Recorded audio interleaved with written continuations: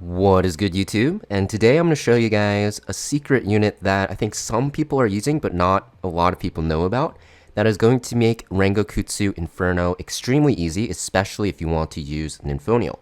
So if we actually look at my runs here, you're going to see that the average clear was about 126, which is pretty fast. The win rate on this team is about like 90% after testing it over like 40 runs. And you're going to see that it uses Ninfoniel as your main buffer, but it also uses a very unique character here in Red Ren. So this is the character we're going to talk about today. I'll actually show you guys the run with this team at the end of the video, but I'm not going to really talk about the team in general. I'll make a separate video on how to construct this team for, farming the boss. But today we're just going to talk about Red Ren, and I know that she's a very powerful character for this boss because, one, I've been testing her, and two, because her skill kit is actually amazing for Rengokutsu if you actually look at it. So I actually heard about people using her here, and I wasn't really a believer, honestly, until I actually looked at her skills.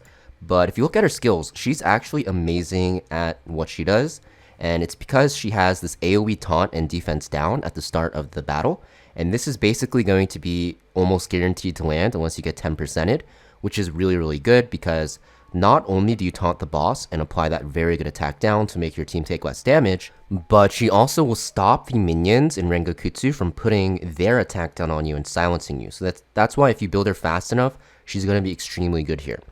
Also, you might be comparing her to Vice. The thing is with Ren is she has 7 base speed more than Vice. She's at 122. Vice is going to be at 115, which makes it so that it's way easier to outspeed. Also, you'll see that even though her base health is about like 1,000 lower, notice the difference in the base defense. You have 883 here, and then you have 562.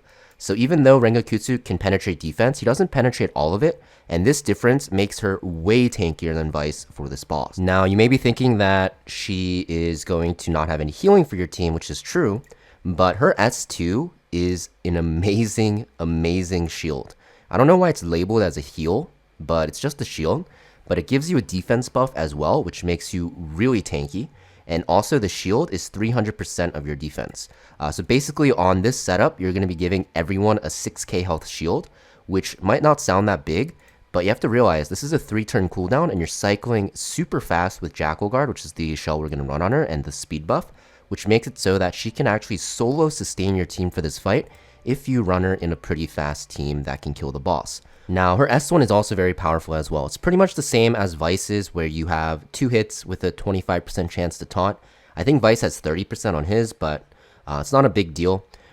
You're going to miss taunt more often on Ren than you would on Vice, but you have to keep in mind that Rin's S3 also has a taunt tied in. So you basically have 3 abilities that are extremely powerful at locking down the boss and also making your team tankier.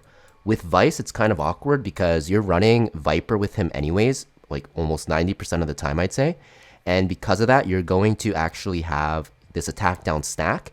And you're also going to see that with Viper, with Vice, his S3 turn is kind of a dead turn where it gets very scary because he actually can't really taunt, right? But Ren, she can taunt on her S3 turn, she taunts on her S1, and on her S2 turn, even though she can't taunt the boss, she puts up a huge shield and a defense buff for your team so they never really die. So, she's an amazing character. I don't even think she's just amazing for Rengokutsu. I'm going to test her out in a lot of areas of content as well, but she's really good here. Trust me, I've been testing her.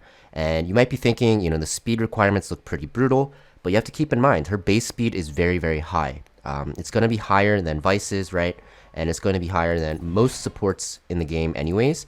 It's like tied with Ling Luo, who's also pretty easy to get fast. It's going to be lower than Kloss, obviously, but as long as you have her outspeed the first set of ads, which is going to be 286 speed, you'll be fine. Obviously, if you get her faster, it makes the runs more consistent, similar to how you build Vice. So yeah, just build her as fast as you can, and you'll find that she's very good. In terms of your stats, though, you just want effect accuracy because you're landing your debuffs. It might seem like she's going to die, but, she's very, very tanky, actually. So you actually don't really care about the defensive stats because of her base defense being so ridiculously high. And basically, for your stats, you just want Swift Rush with Swift Smite if you can, or Swift Rush with Swift Raid is fine as well. But the extra effect accuracy definitely helps if the boss turns blue. Now, in terms of your shell, you're going to want to run her on Jackal Guard. My setup with Jackal Guard isn't actually the best. However, Insight is actually, unironically, I think really good because it can guarantee that I land my debuffs at the start. But basically, you want speed on the second passive for sure. And then you basically want, whatever you can that makes her tankier. Defense percent, although it does give you the most value because it scales off your base stat, I think HP percent is also pretty good because HP is just a better stat for this boss. For the last passive, I don't really think Insight is the best, honestly. I think you want Dauntless, or if you have her go first, Shadow Guard's very good as well. But Insight's also okay because, you get that extra effect accuracy to help you land the debuffs at the start of battle. Now, Lattices. So I actually tried her out without fully latticing her. I think I had her at level 3 S1, level 4 S2, and level 4 S3. So basically, I didn't have any of the skill cooldown reduction, and it still was okay. But if you max her out like I do, you get a ton of stats. The cooldown reduction on your S2 and S3 is very important because it will make your team survive a lot more easily, which is pretty important on this team because you don't have a healer, which I'll show you. And I think you do want to max her out anyways. I think she's a solid PvP character as well into cleavers. So if you're struggling versus cleave, you could definitely build her and use her there. It's actually the main reason why I built her, and then I just tested her in Rengokutsu, to be honest. And I found her to be very, very effective. So if you want to use her, I recommend getting her, S2 and S3 to level 4 at the very least. But if you want to make your runs a lot more safer, and you'll notice a huge, huge difference, you want to max both her S2 and S3 out for the skill cooldown. Now her S1, the extra taunt chance is pretty important as well, which is why I maxed it. But the biggest thing is the speed, honestly. So really up to you how much you want to invest into her. Like I said, I made her work at 344. But I definitely think that you're going to want to, try to max her out if you want to use this team more frequently. The reason why I did 344 is for the extra taunt chance at level 3, for the extra shielding, and also for the increased duration on the attack down. But like I said, definitely a character you want to max out. Now, in terms of who she pairs well with, she pairs very well with Kloss, which is who I'm going to use her with. The reason why is because they don't overlap any debuffs, and speed down and defense down are super important and crucial, while Rin's attack down and taunt also pair very well with Kloss's. So they are just perfect buddies. Their debuffs are just really good. You get to stack all the important debuffs on the boss that you need. So I think they're like really good together. Another character that synergizes very well with her in terms of buffing is going to be Ninfoniel. Ninfoniel is very good because, one, she boosts your DPS, right? However, the reason why she is so good with Rin is because if you have Rin go first, and then you have an Ninfoniel go sometime after on Codex, the first shield will never get broken, really. So you get your extra attack buff on your DPS because Rin is going to taunt everything and put attack down. Even if one thing doesn't get taunted, as long as the boss does, then your shield will stay up. And if the shield does go down, it's fine because on the next turn, what ends up happening is Rin will then put up her S2 shield, right, before Ninfoniel uses her second S3 with Codex. And this will make it so that Ninfoniel will put up her shield after and reapply it.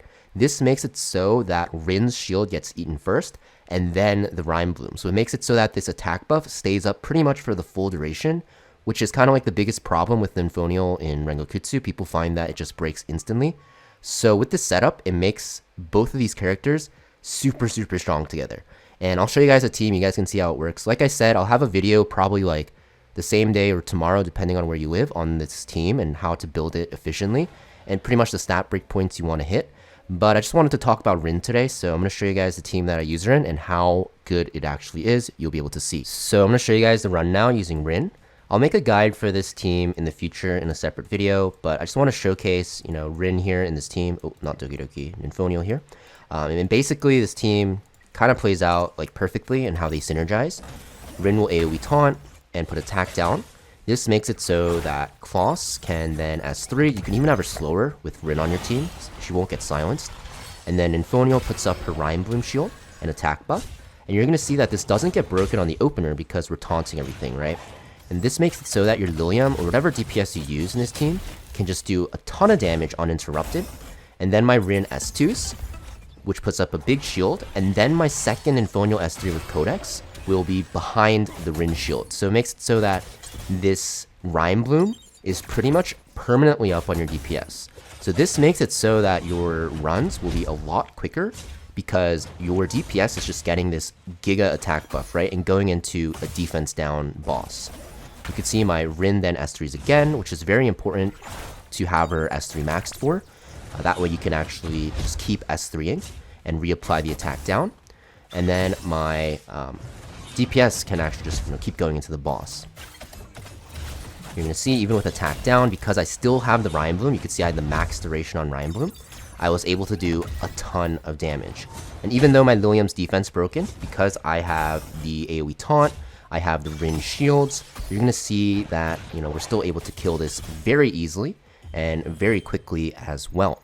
So you can kind of see why Rin is so good in this boss and how she can actually synergize with the new character Ninfoniel and also do very, very well with Kloss. So, this is definitely a character you want to look into if you're still looking to get into Rengokutsu, especially if you want a faster team that doesn't involve Lily.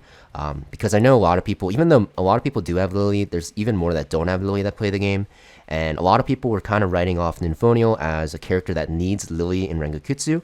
But this team, you'll see, does not actually need Lily, and it works without her. So, thank you for watching, guys. Make sure you guys hit that like and subscribe, and I'll see you guys next video.